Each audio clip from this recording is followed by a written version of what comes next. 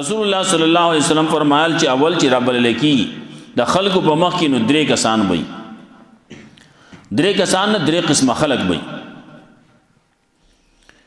نو یو پاغي کې شهید ومي، ظاهر کې دنیا کې چې موږ ګورو نه میدان جنگ کې شهید شوی دی، وسال دغه شهادت د قبول له قبول نه دی، هغه د الله سره خبره ده. دلته یو زموږ هر یو سړی لګیا دی د پلان کې شهید شو، ارزه کې چې مړلې بس وایي شهید دی وي. نو یو بدغه شهیدی یو قسم، دویم قسم به سخی چې هغه مالدار او سخاوت کاو، مال لگاو هغه به. او دریم نمبر کې دریم قسم هغه به عالم او قاری.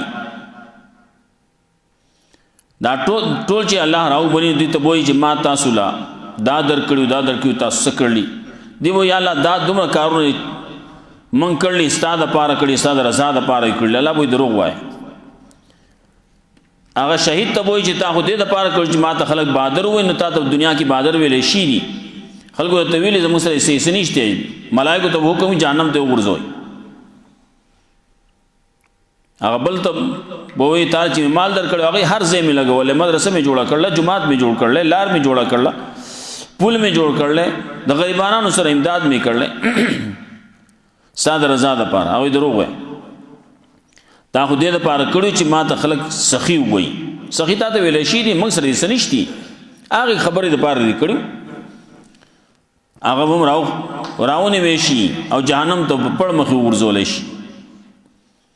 بلغ عالم او قاری هغه ته وی طالب علم درکړو، قران می درکړو، تاسو کړو یا الله قران می هر ځکه بیان کړل، بیان می کړل، تقریرونه می کړل، ځان می ستړی کړل، مړی می خپل شلول نو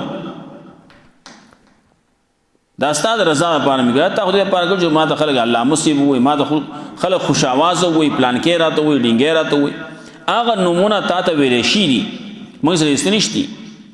دغه عالم او قاری بار کې هم حکم بوشي د ورځوي جهنم ته ورځوي.